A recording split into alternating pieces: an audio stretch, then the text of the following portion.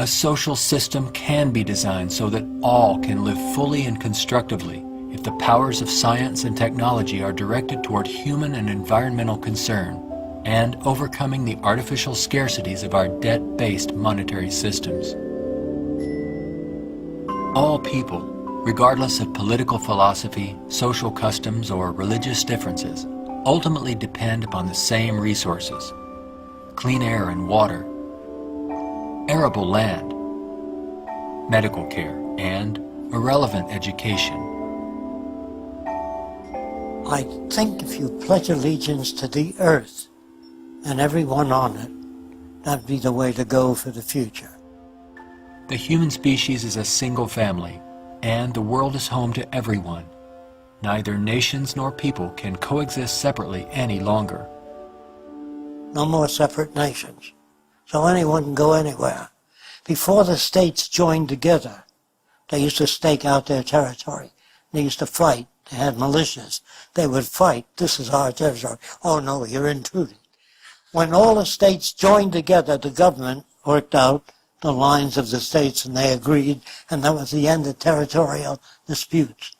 If you want the end of war, you must declare the earth common heritage.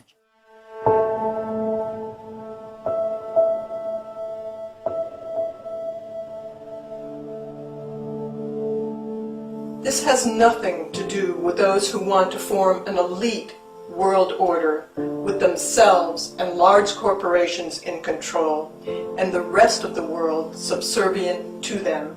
On the contrary, a global resource-based economy enables all people to reach their highest potential, where they can thrive and grow in a society that works in their behalf, a society that protects and preserves the environment as well. One that understands that we are part of nature, not separate from it.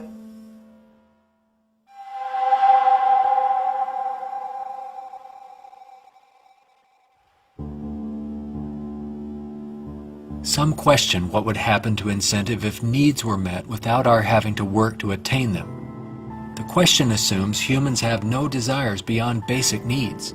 If that were true, there would be no inventors, writers, or teachers.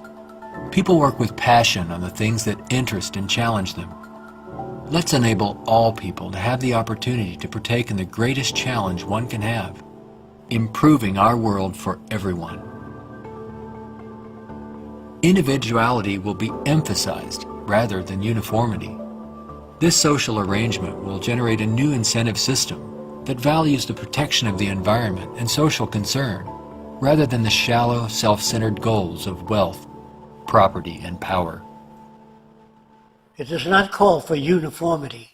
It absolutely calls for diversity. The more diverse people are, the more individuality. So we emphasize individuality, creativity, innovativeness. This is the essentials of the design.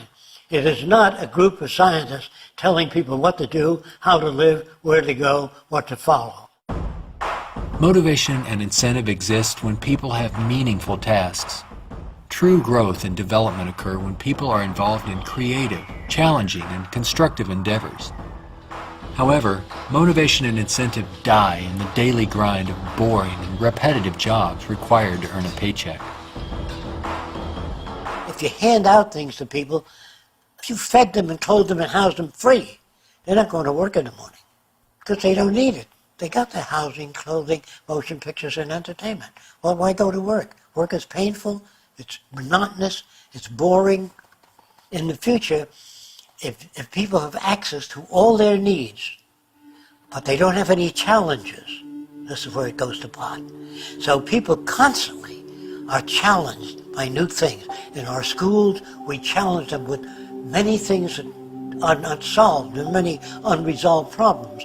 If you're well fed and well clothed, that doesn't stop your brain from working. That would mean that every millionaire does nothing and is turned off because he got all the means. That's not true.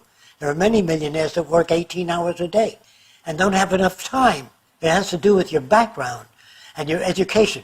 The more you know about oceanography, astronomy, and all that, the more interest, the more alive you are. And if you're just given food, clothing, and shelter, Now you can go to work. You don't have to worry about making a living, which your incentive would be boosted considerably. So I call that a new and innovative incentive system. It's not monetary oriented. It's problem solving oriented. And you get your kicks out of seeing the world become a better place.